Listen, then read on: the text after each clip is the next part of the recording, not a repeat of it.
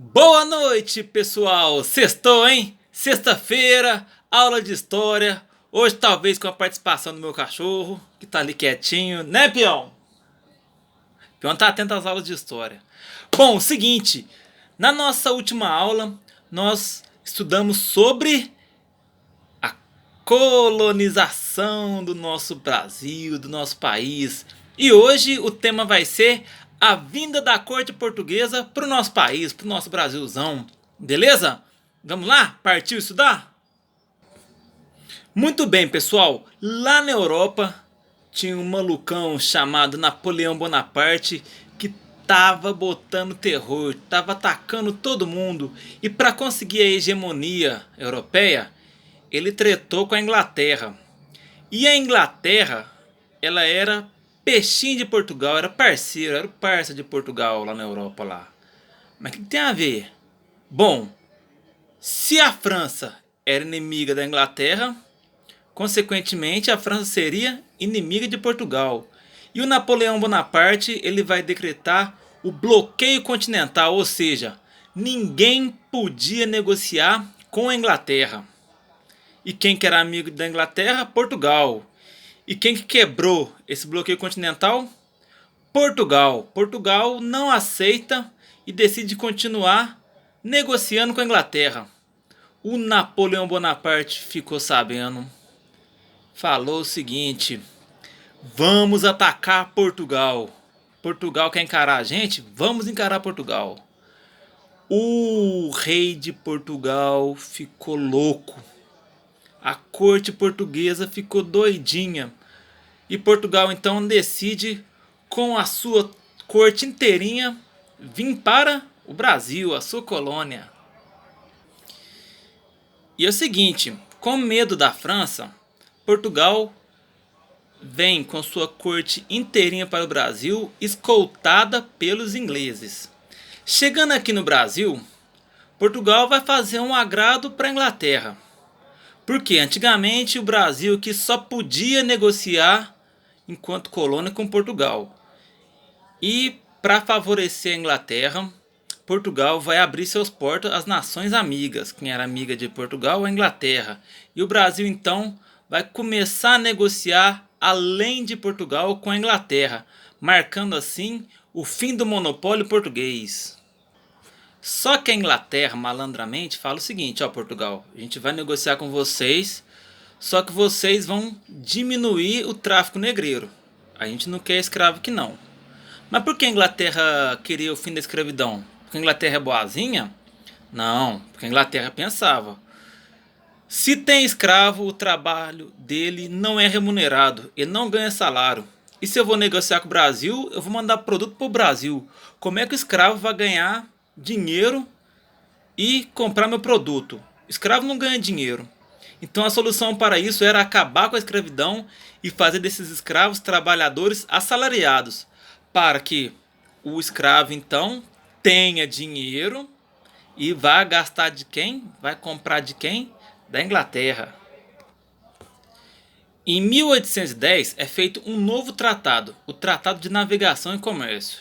E esse tratado ele vai diminuir os impostos da Inglaterra. A Inglaterra ela vai pagar menos impostos do que Portugal. Para o Brasil estava muito difícil negociar com Portugal, porque o francês Napoleão Bonaparte estava dominando lá inteirinho. Então a negociação era muito difícil. Então o Brasil, que era colônia de Portugal, estava negociando mais com a Inglaterra do que com o próprio Portugal. E então, em 1815, lá no Congresso de Viena, o Dom João VI ele vai elevar o Brasil vai subir de categoria. O Brasil deixa de ser uma simples colônia e passa a ser um Reino Unido, que vai chamar Reino Unido de Brasil, Portugal e Algarves. E a capital, adivinha onde que era? Na cidade maravilhosa, no Rio de Janeiro. E como aqui era a capital, vários investimentos e várias coisas boas para a época começou a surgir aqui no Brasil. Como por exemplo, Jardim Botânico. O Brasil começa a liberar a tipografia, que eram as gráficas de jornais da época. E o Brasil também vai fundar o seu Banco do Brasil. Só que o seguinte, o Brasil nessa época, ele entra numa guerra lá com o Uruguai, que é a guerra da província Cisplatina. E o Brasil vence essa guerra. Só que vocês sabem que para fazer uma guerra tem muita despesa. Despesa com armas, despesa com soldados, despesa com alimentação, com transporte. Só que o Brasil, ele vai perder essa guerra e vai perder esse território novamente para Portugal. Minto, novamente para o Uruguai. O Uruguai volta a ser dono de suas terras. Mas adivinha? Adivinha quem vai pagar essa conta? O povo brasileiro. Só que enquanto isso, lá em Portugal, os portugueses estavam totalmente satisfeitos. Por quê? Porque o seu rei, ele estava aqui no Brasil. O pessoal queria que o Dom João voltasse para lá, para comandar Portugal. Então, em 1820, acontece a Revolução do Porto. E em 1821, o Dom João ele vai voltar para Portugal. Mas quando o Dom João ele volta para Portugal, o filho dele, o Dom Pedro I, ele não volta, ele fica aqui. E como o Dom João foi para lá, começa nessa época a entrar brasileiros para a corte aqui do Brasil. A corte que era composta sempre por portugueses. Os portugueses então começam a pressionar bastante o Dom Pedro I. Fala, Dom Pedro, volta para cá, seu pai veio, volta para cá. Só que o Dom Pedro I, ele já estava junto com os grandes líderes aqui no Brasil na época, e ele fala, não, eu não vou voltar não, eu tô com esse povo aqui brasileiro aqui e vou ficar aqui. Então no dia 7 de janeiro de 1822, o Dom Pedro I solta a seguinte frase: se é para o bem de todos e felicidade geral da nação, diga ao povo que eu fico. E então aqui no Brasil, vários ideais de separação do Brasil com Portugal já acontecia, como a gente vai estudar mais para frente, a Inconfidência Mineira. Os portugueses ficam loucos com o dia do fico. Eles não aceitam que o Dom Pedro I ficasse aqui no Brasil. E o pessoal vai fazer uma carta muito mal criada e vai mandar aqui para o Brasil. O José Bonifácio, ele vai pegar essa carta que os portugueses mandaram, esculachando o Brasil, esculachando o Dom Pedro, e vai mostrar para o Dom Pedro. O Dom Pedro, ele vai ficar muito chateado, vai ficar puto de raiva. E o que ele decide fazer no dia 7 de setembro de 1822?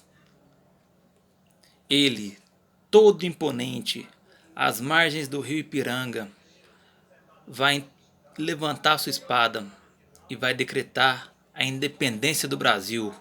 Independência ou morte! Os Estados Unidos e a Inglaterra reconhecem de cara a independência do Brasil. Por quê? Porque querem negociar com o Brasil. Portugal vai reconhecer a independência do Brasil 3 anos depois, lá em 1825.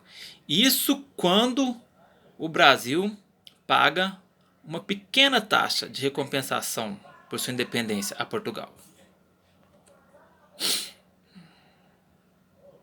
E a partir daí vai surgir o Brasil independente, livre. E esse vai ser o tema da nossa próxima aula de história. Um abraço, pessoal. Sextou. Tenham todos um excelente final de semana.